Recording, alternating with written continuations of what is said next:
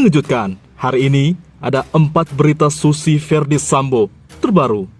Mohon disimak baik-baik agar tidak salah paham. Susi tertekan, harusnya minta bantu Panglima TNI. Entah jenuh, entah kesal, entah muak, kasus Sambo belum juga menemukan titik terang. Ia bersalah, itu sudah pasti. Tapi, bagaimana ia dihukum? Ini yang masih kabur. Siapa saja yang mesti dihukum karena ikut serta terlibat? Belakangan muncul nama Susi, ART Verdi Sambo. Ia termasuk saksi dengan terdakwa Richard Eliezer. Mungkin juga saksi dengan terdakwa lainnya, termasuk Verdi Sambo dan Putri Chandrawati. Bagaimana kesaksian Susi? Susi terlanjur dicap sebagai pembohong oleh hakim. Hakim sampai kesal dan mengancam akan mengenakan pasal kesaksian palsu yang hukumannya tidak ringan. Setidaknya, Susi tak mau terbuka. Ia kayaknya sengaja menutup-nutupi.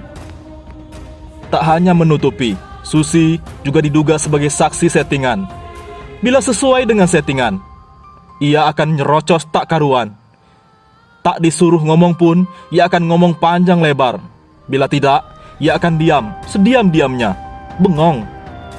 Bahkan, untuk mengakui bahwa anak yang masih berumur 1,5 tahun itu bukan anak Putri saja, ia tak mau terbuka. Bagaimana pula mempercayai kesaksian yang lain? Padahal, soal anak inilah yang menjadi alasan untuk tak menahan Putri. Sejak awal, anak menjadi tameng. Sampai-sampai Kak Seto turun tangan, seperti membela. Settingan, kronologis palsu bukti yang dilenyapkan, kebohongan masih saja menghiasi kasus Sambo. Hingga ke hadapan sidang, siapa yang tak jenuh, kesal dan muak? Berita kedua, ini pengacara, sepertinya Cooper, dan rada-rada kurang main jauh.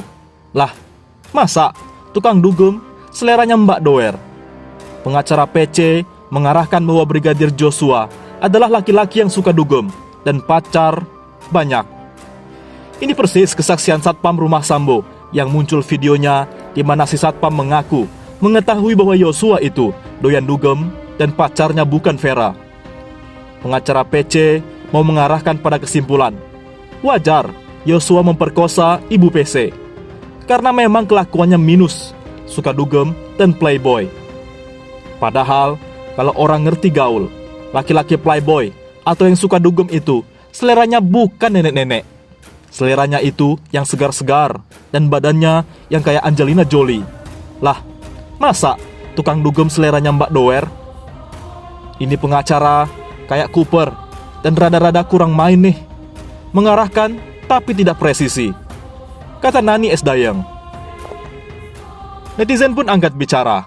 Danang, pandemi selama 2 tahun, semua tempat hiburan malam tutup. Mau dugem di mana? Nggak mungkin kan? Dugem itu singkatan duduk gemetar. Lagi pula, untuk jadi pengawal seorang jenderal itu prosedur kan tidak gampang. Harus lulus syarat tertentu. Jangan-jangan malah si Satpam yang suka dugem.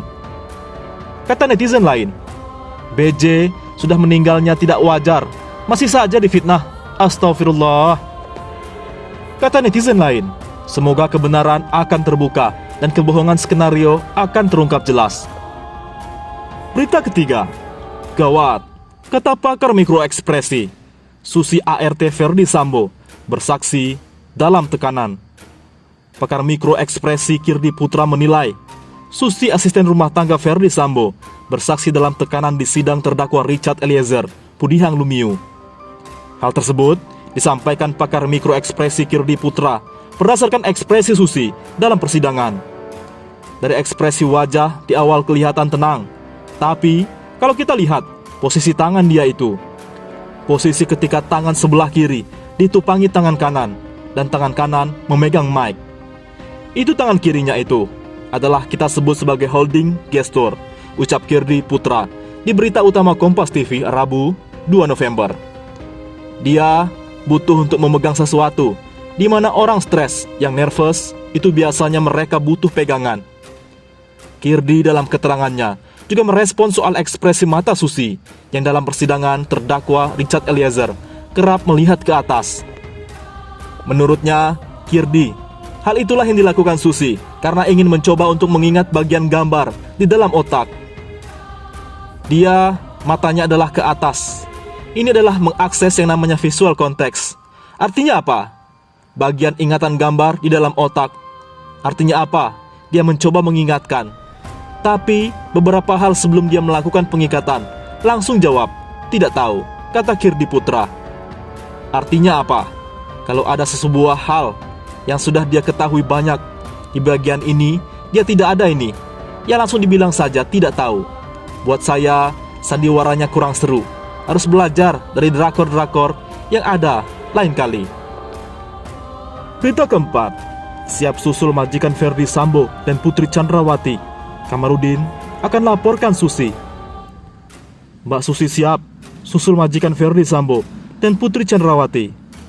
Anda akan dilaporkan, Kamarudin. Susi, asisten rumah tangga Ferdi Sambo dan Putri Chandrawati, bakal dilaporkan ke polisi.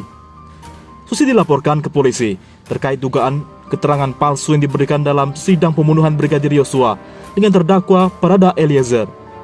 Susi dihadirkan sebagai saksi dalam sidang yang digelar di PN Jakarta Selatan pada Senin 31 Oktober 2022. Yang berencana melaporkan Susi ART Ferdi Sambo adalah pengacara keluarga Brigadir Yosua, Komarudin Simanjuntak.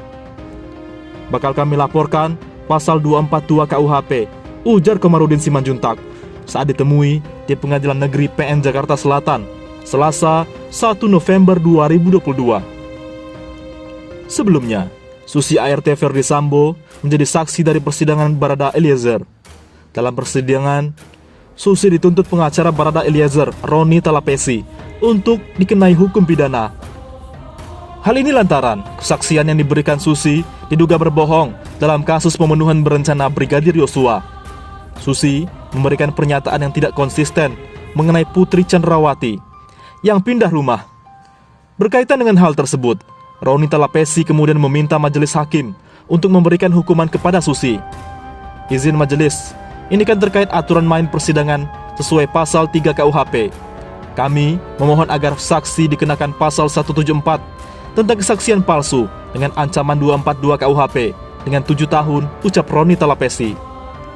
Tidak hanya itu saja, Talapesi, hakim bahkan sudah beberapa kali mengingatkan Susi, dirinya bisa dikenai pidana akibat keterangan-keterangan palsu yang diberikan. Meski sudah berkali-kali diingatkan, Susi tetap bersikukuh dengan keterangan berbelit dan diduga bohong yang ia sampaikan di persidangan.